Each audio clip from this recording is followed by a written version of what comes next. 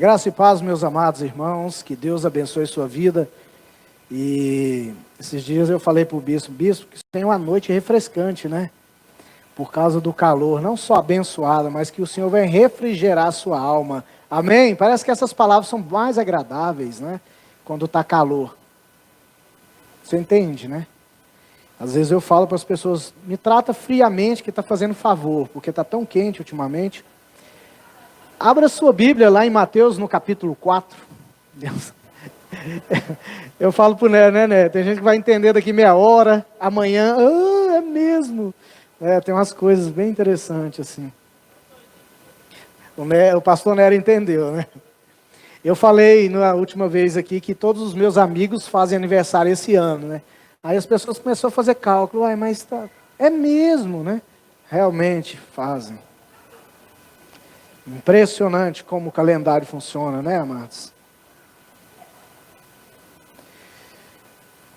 Vamos pedir ao Senhor para abrir o nosso entendimento, porque eu acredito que Ele tem algo para falar com a gente. Nós não meditamos na palavra de Deus para procurar alguma coisa para entender somente. Nós meditamos na palavra de Deus porque sabemos que ela é palavra de Deus. E ela faz com que nós venhamos consertar as nossas vidas e crescermos em fé.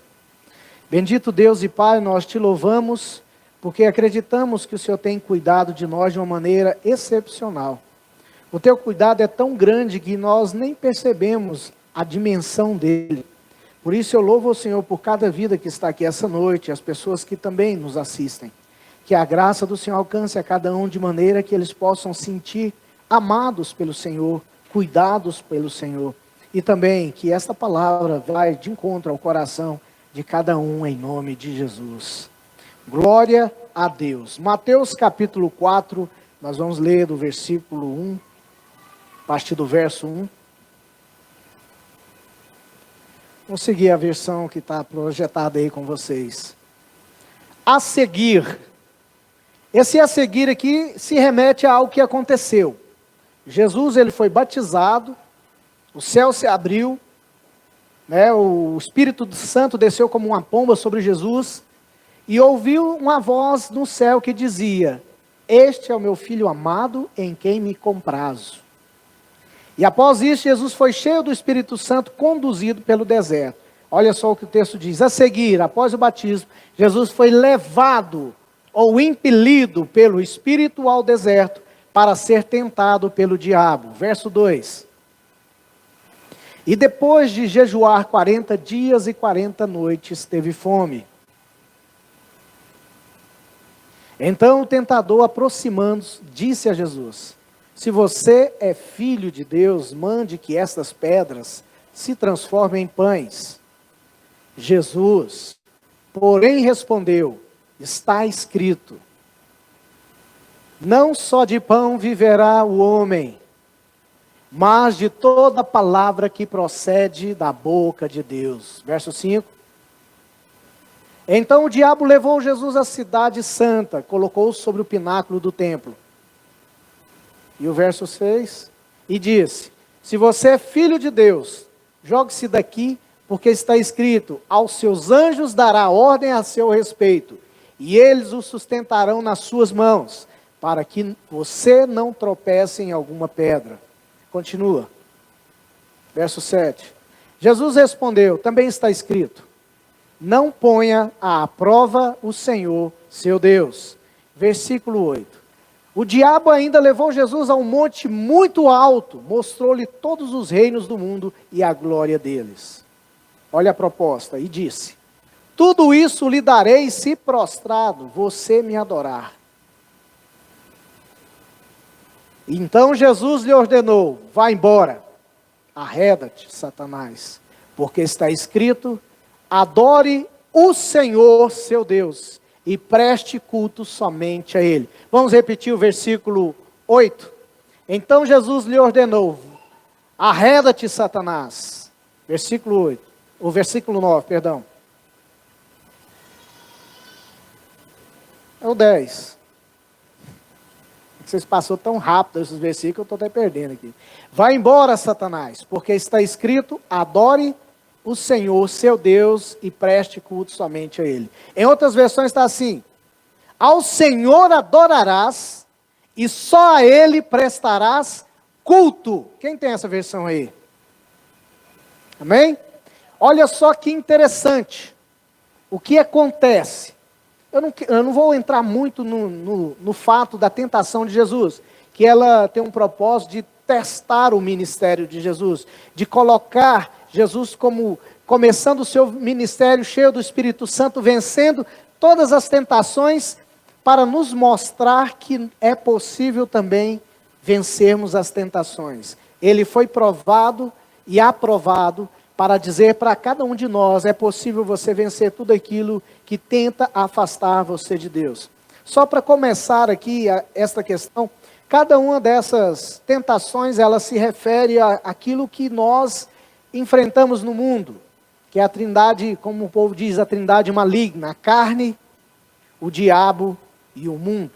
Cada uma dessas tentações, elas têm um propósito de levar dúvida para Jesus. E todas as tentações também, elas, além de querer nos levar ou tirar-nos do foco de Deus, elas também querem deixar dúvidas. Mesmo o diabo usando palavras de Deus, palavras da Bíblia, ele lança com o fim de deixar uma incerteza, uma interrogação. E a primeira tentação aqui, ele faz algo muito interessante. Ela coloca em xeque o amor de Deus por nós. O amor de Deus por Jesus. Aquela voz que dizia: eis o meu filho amado em quem eu tenho prazer. Agora o inimigo fala: se você é filho de Deus. Então ele começa a lançar uma dúvida. E muitas das vezes, nós temos essas questões quando passamos por momentos difíceis. Se Deus te ama tanto, por que você está passando por isso? Se Deus te ama tanto, por que você está nesse deserto terrível? Por que, se Deus ama você dessa tal maneira que você diz, por que que falta o alimento que você precisa? Por que está faltando tal coisa? Jesus, ele fala algo muito interessante, que nós nos alimentamos primeiramente de coisas espirituais, porque as coisas físicas, as necessidades básicas, o Pai tem cuidado de nós muito mais de qualquer outra coisa. Não andeis ansiosos por coisa alguma, antes do que haver de comer, de vestir. Então essas preocupações quem tem são as pessoas, Jesus fala, são os gentis, as pessoas que não têm um relacionamento com Jesus. Então ele fala assim, que não só de pão vive o homem, mas de toda a palavra que procede da boca de Deus. Jesus está dizendo: eu tenho uma palavra e essa palavra me diz, a boca de Deus diz: você é meu filho amado e eu tenho prazer, eu tenho satisfação em você. Se você tem uma palavra da parte de Deus, que Deus afirma na sua vida que você é amado por Ele, pode ser qualquer circunstância acontecer na sua vida, você tem uma palavra que você pode agarrar nela. Eu peço que você fala aleluia se você crê nisso. Aleluia, irmão? Então, quando nós duvidamos de quem somos, de quem pertencemos, aí sim começa as verdadeiras lutas que podem acarretar numa derrota. Você precisa entender que você é de Deus. Você precisa compreender que Deus ama você de tal maneira que deu o próprio Filho para resgatar você. Ele falou o seguinte: eu vou atrás dessa pessoa. Deus nos vê como se fosse, cada um de nós aqui, como se fosse um CPF, ele vê individual, cada um tem um código diante de Deus, cada um tem algo que liga a Deus através de Jesus Cristo. Jesus, ele conhece cada um na sua particularidade. Você é muito especial. E muitas das vezes, talvez, as lutas que passamos, nós começamos a duvidar da credibilidade da palavra que Deus deu para nós. Se nós agarrarmos fielmente nas promessas, nas palavras dele, nós podemos superar todas as crises, todas as dificuldades, todas as tentações, todos os desafios que enfrentarmos na nossa vida, porque nós acreditamos em uma verdade. E as verdades de Deus é algo que nós confiamos. Deus não fala algo e depois volta atrás. Deus não é homem para que minta, e nem filho do homem para que se arrependa. Se ele disse, ele cumpre. Se ele falou, vai acontecer. Talvez muitas pessoas podem até duvidar, mas se ele disse, acontece. Depois fica só a cara vermelha de vergonha. Eu poderia ter crido mais. Eu poderia deixar de ser um bully, né, pastor Irene? Eu deveria ter mais fé. Jesus sempre repreende os seus discípulos após uma dificuldade, porque sois tímidos, homens de pouca fé. Bullies, pouca fé. Não é por o café, é de pouca, de fé pequena. Por que vocês são assim? Como se Jesus estivesse dizendo assim, eu nunca dei motivo para vocês deixarem de crer. Agora eu pergunto a você, Deus já deu motivo para você deixar de acreditar naquilo que Ele falou?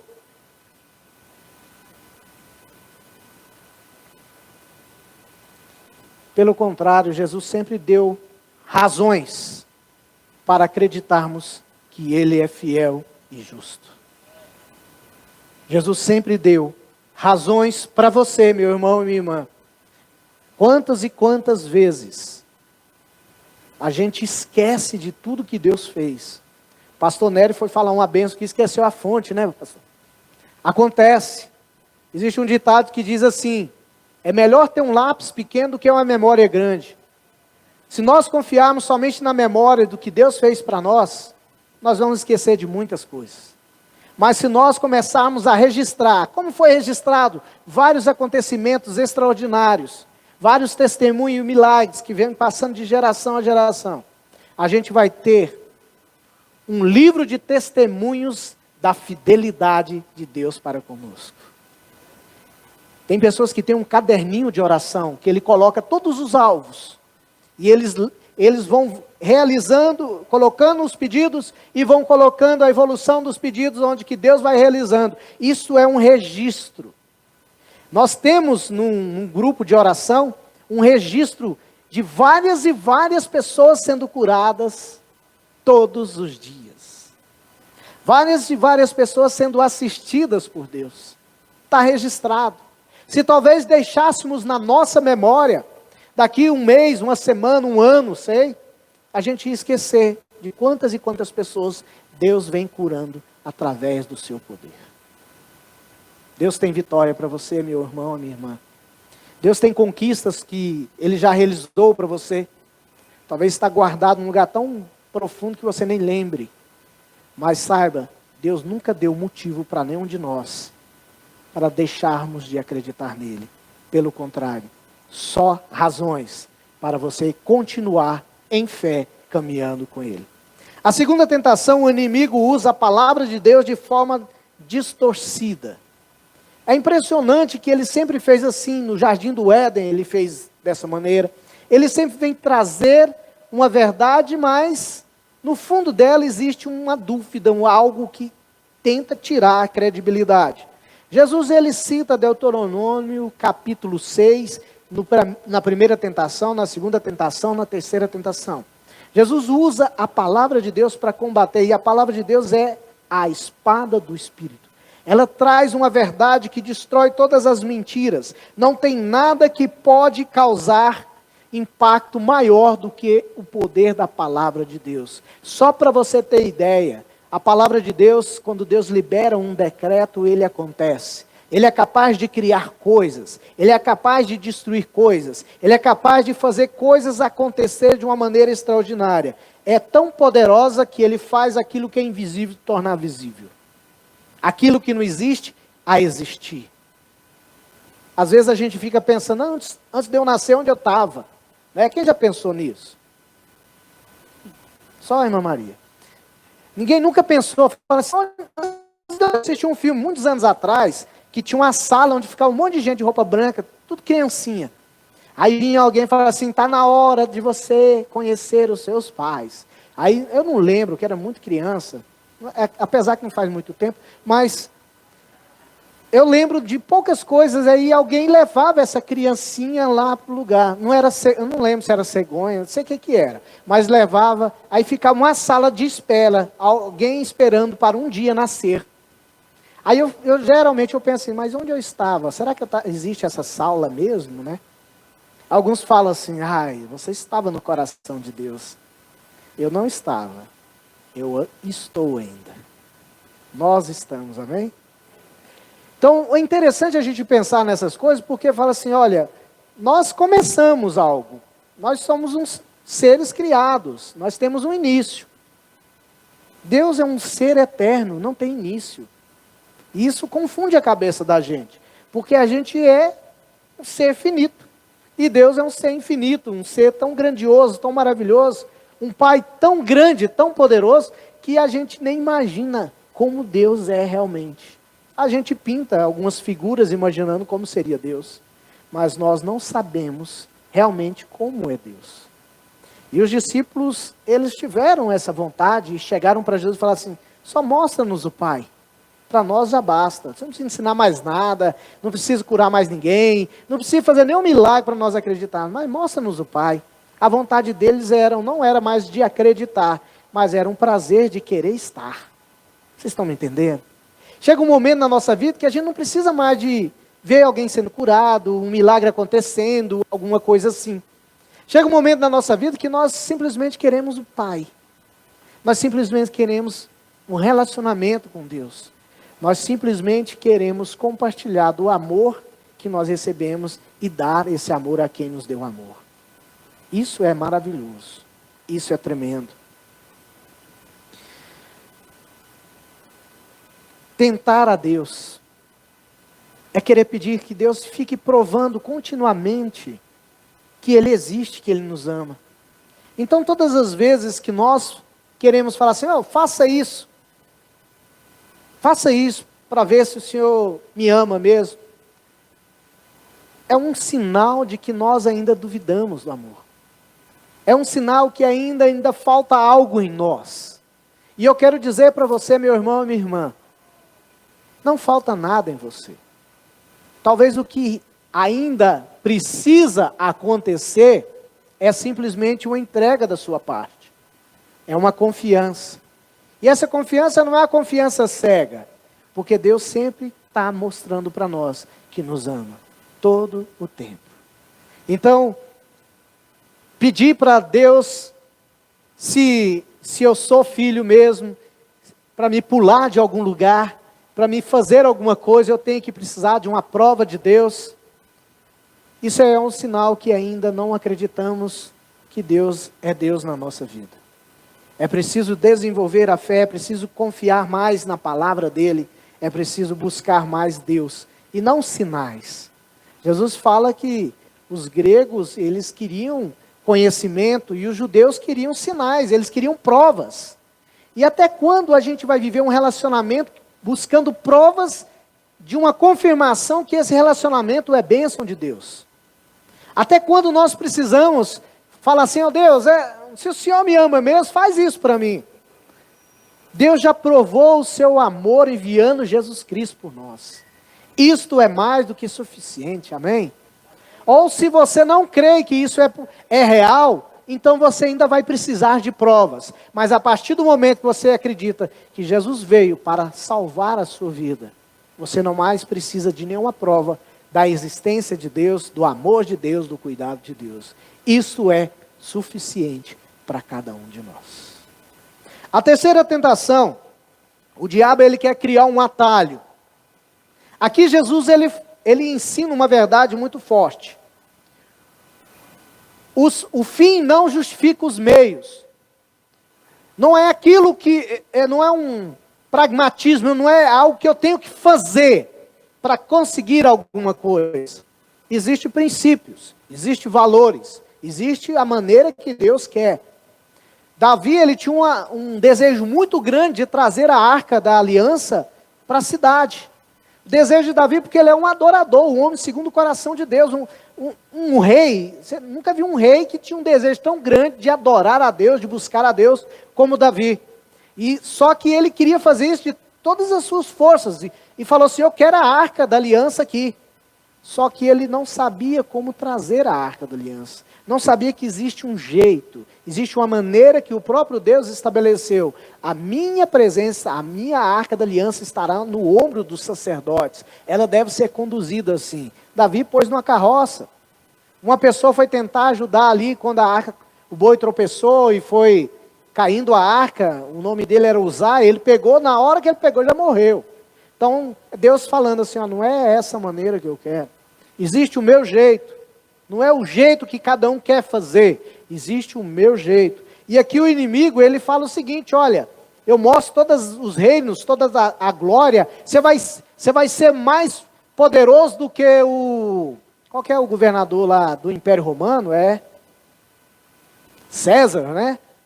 Você vai ser mais poderoso que César, do que os faraós, do que os imperadores que já passaram. Eu dou tudo isso para você. Olha só, o que você tem que fazer? Simplesmente, você tem que prostrar diante de mim e me adorar. Simplesmente isso. Eu te dou tudo. Você não precisa mais sofrer. Você não precisa mais pagar preço nenhum. Só faça esse simples ato que você vai conquistar tudo que você está querendo. Essa foi a tentação. O caminho fácil, o atalho. Jesus, ele ensina uma verdade que para mim, isso aqui é o que eu realmente quero dizer para você essa noite. Uma verdade para os filhos de Deus que eles precisam resgatar. E o que Jesus fala, eu gostaria que você gravasse no seu coração essa noite. Jesus diz o seguinte, que só ao Senhor adorarás, e só a Ele você vai cultuar. Não há nenhum ser no mundo, no universo, que devemos dar culto, que devemos adorar, é somente a Deus. E muitas pessoas estão trocando essa questão de adorar a Deus para começar a adorar coisas criadas. Ao invés de adorar o Criador, estão adorando as coisas criadas. Ao invés de adorar a Deus em espírito e a verdade, tem adorado objetos, tem adorado prazeres, atividades, comidas. Eu não canso de ouvir gente dizendo o seguinte, eu adoro essa comida. Eu adoro fazer esse tipo de coisa. Até o verbo, essa conjugação do verbo adorar, ela deve ser exclusiva a Deus, para quem é crente. Você pode até gostar de tal comida. Você pode até falar assim, eu amo isso. Tudo bem. Mas quando você diz, eu adoro uma comida, eu adoro fazer uma atividade física, eu adoro o meu trabalho, eu adoro aquilo que eu faço, você está empregando o verbo adorar de uma maneira errada. Porque adorar é somente a Deus. Pastor, mas é só palavras. A boca fala o que o coração está cheio, meu amado. O cavaco não fica fora do toco, não sai longe. Se tudo que eu falo é só de boca para fora, então é porque eu não sou verdadeiro também. Aí você escolhe aonde você quer estar. Mas a questão é o seguinte, Jesus está dizendo aqui, olha, eu não prostro a não ser para Deus. E o sentido de adorar aqui, às vezes a gente já falou demais disso, né? Existem várias pessoas falando um monte de coisa sobre adoração. Se a gente for falar sobre adoração aqui, é um tempo muito grande. Se for usar as palavras do original, eu não quero nem entrar nisso, até anotei aqui, não quero nem falar sobre isso. Porque amanhã você vai esquecer. Talvez até hoje. A questão é a seguinte, quando você adora alguém, você coloca ela em primeiro lugar na sua vida. Você se rende. Um dos significados de adorar é prostrar, beijar, venerar aquilo. É se render, é servir aquilo. Então, se você serve, ama, beija algo muito mais do que o próprio Deus, você está adorando aquilo. E a adoração deve ser a Deus, exclusivamente. Jesus, somente a Deus. Só a Ele. Ele acrescenta. Olha só no versículo 10. Acompanha comigo, verso 10.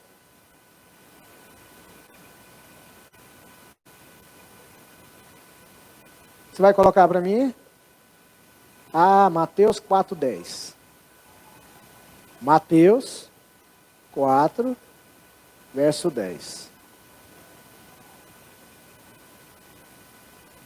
Muito obrigado. Adore o Senhor seu Deus e preste culto a Ele. A minha versão aqui, ela está um pouco diferente. Talvez na de vocês só ao Senhor teu Deus adorarás. Quem tem essa versão aí? E só a Ele prestará culto. Só ao Senhor teu Deus adorarás, e só a Ele prestará culto. O que eu quero dizer para vocês, meus amados irmãos, essa noite é o seguinte, que muitas e muitas vezes nós deixamos de fazer a coisa certa, de ter o comportamento correto, de ter a atitude correta, de adorar a Deus somente. A chamada aqui é a mesma que Jesus falou para a mulher samaritana: vocês adoram o que vocês não conhecem. A gente só pode adorar a Deus se nós o conhecermos.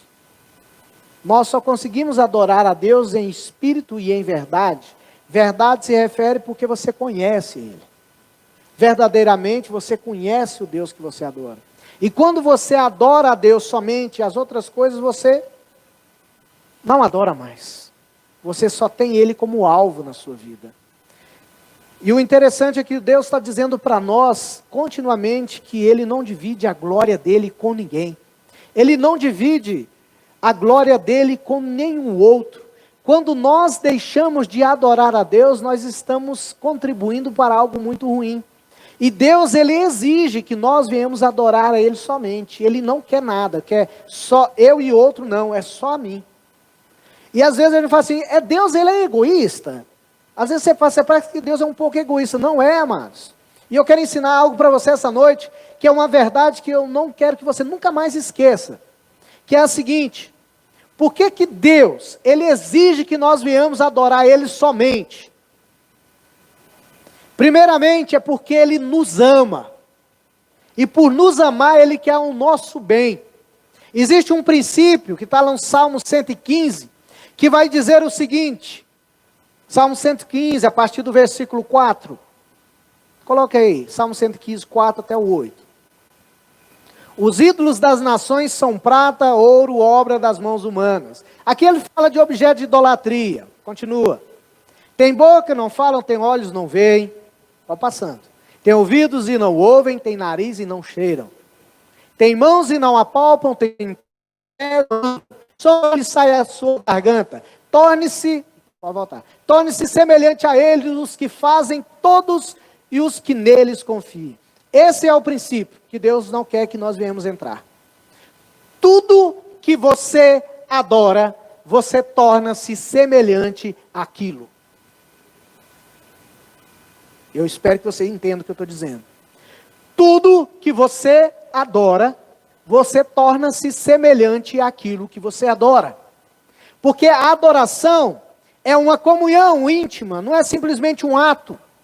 Se você observar, antes de Adão pecar, não existia adoração ali. Não houve um momento que Adão e Eva estavam adorando. A comunhão era livre, tão livre, que eles viviam numa liberdade de adoração, de um relacionamento tão íntimo, que não usava a palavra adoração. Só depois, na genealogia, filho de Sete, que veio Enos e começaram a buscar a Deus. Por que a gente busca a Deus? Porque a gente não tem Deus, é como se fosse isso. Mas ali não. Então Deus, Ele quer que você entenda algo. Quando você adora somente a Deus, você vai tornando semelhante à imagem do seu Filho, Jesus Cristo. E você vai sendo transformado de glória em glória, conforme a imagem daquele que te criou. Há um propósito de Deus na nossa vida, de transformar a nossa vida. Nós temos um modelo que devemos seguir. Nós temos um modelo que devemos sermos transformados a cada dia.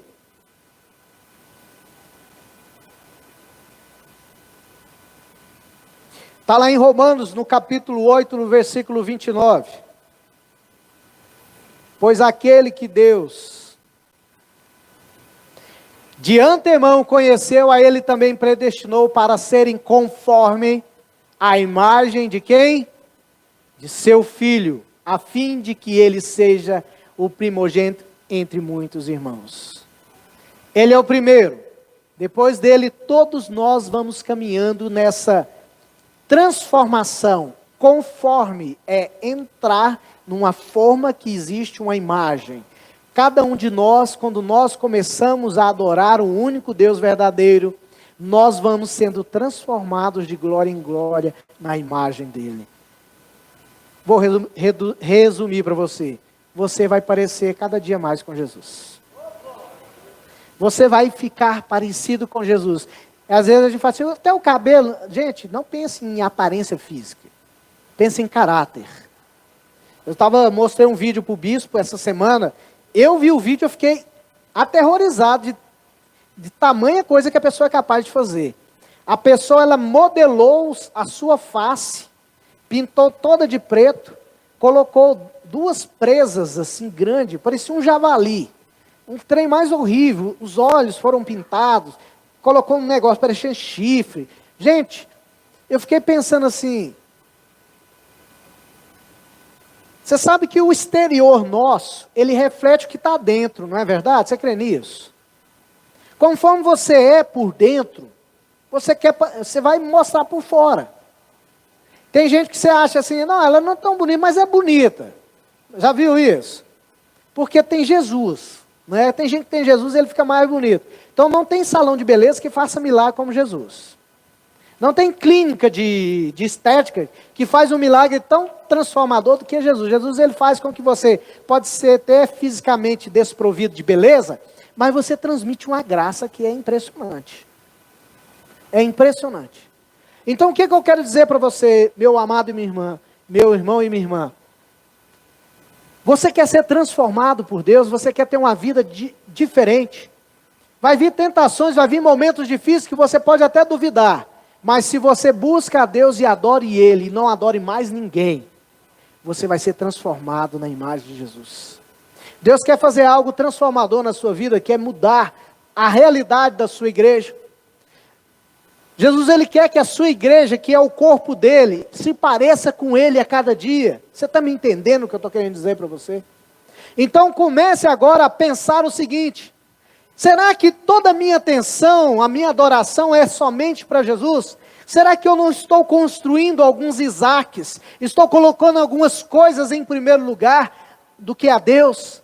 Será que realmente eu estou somente sendo um cristão ou adorando a Deus somente num evento como esse?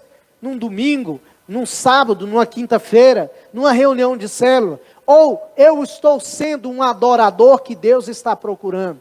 Deus não está procurando adorações. Deus não está procurando gente que fica adorando. Adoração perfeita ele tem lá no céu. Se você vê uns 3 anjos cantando perto de você, você arrepia todinho. Fica louco, né? Fala, meu Deus do céu, isso é tremendo. O pastor Luciano Subirá fala o seguinte: se tivesse um show gospel que ele gostaria de ir, é aquele que os anjos apareceu para os pastores no campo e cantaram lá. Ele falou, eu pago o ingresso para ver aqueles anjos cantar. Né? Até animo, porque é algo assim transformador. Agora imagina lá no céu, como seria. Não tem nada desafinado, amados. E as canções devem ser tremendas. Adoração Deus tem. Mas Deus, ele procura adoradores. Deus está procurando adoradores, não adoração. Deus está olhando assim, será que ele olha para cada um de nós e fala assim, ali um, ó. Será que ele olha, por exemplo, numa reunião dessa, ou quando a gente sai, vai para o nosso trabalho, para as atividades que fazemos, será que Deus vai falar assim, ali um, ali, ó. Achei. Talvez ele até fale assim, olha, presta atenção vocês aí, para um pouquinho. Olha lá, ó, está passando um ali. Aonde, Senhor? Vai entrar na panificadora. Quem? Um adorador. Eu achei. Aleluia. Já pensou, você está dormindo em casa, assim, Deus olhando assim para você, que Deus não dorme, né? Deus não dorme para você dormir bem, amém? Você está lá no seu quarto dormindo assim, Deus olha assim, olha, tanto que ele dorme bonitinho. Os anjos falam, mas que coisa é essa que Deus tem com esse povo? O povo só fica fazendo coisa errada, faz isso, aqui, mas Deus fala, não. Mas eu sei que no coração daquele ali é um adorador. Deus procura adoradores. Deus não importa o lugar. Jesus fala assim, não é aqui, nesse monte, não é em Jerusalém que adora a Deus. Não existe um lugar para adorar a Deus. Mas existe um adorador que pode estar em qualquer lugar. Se você é um adorador que está em qualquer lugar, por onde você passar, você adora somente a Ele, só prostra a Ele, só cultua a Ele, você é um achado dele. E eu quero convidar você a ficar de pé nesse momento. E quero pedir a você,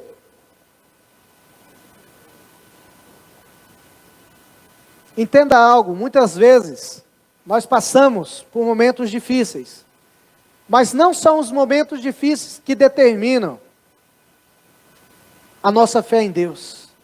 Não são as coisas que passamos, porque tem hora que passa por coisa boa, tem hora que passa por coisa ruim, mas nós devemos ser os mesmos, fiéis ao Senhor, que adore somente a Ele. Deus está chamando você, verdadeiro adorador, para adorar em espírito e em verdade. Pai, em nome de Jesus, queremos entregar diante do Senhor o nosso coração de uma maneira que o Senhor possa fazer conforme o Senhor quer. Senhor, que o nosso coração venha pulsar, venha buscar somente a Tua face. Que não venhamos trocar, nem duvidar da capacidade que o Senhor tem de cuidar de cada um de nós. Eu louvo ao Senhor porque os Teus olhos estão atentos. E o Senhor vê em cada coração um adorador.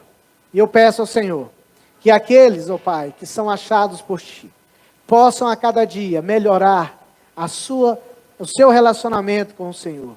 De uma maneira, ó Pai, que isso seja algo constante, como nós respiramos.